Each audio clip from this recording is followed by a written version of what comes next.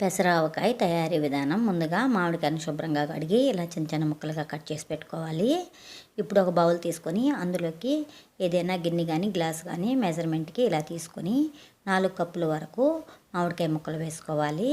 ఏ కప్పుతో అయితే మామిడికాయ ముక్కలు వేసుకున్నానో అదే కప్పు నిండా పెసరపప్పు తీసుకొని స్టవ్ వెలిగించుకొని ఒక ప్యాన్లో వేసుకొని లో ఫ్లేమ్లో వేయించుకోవాలి.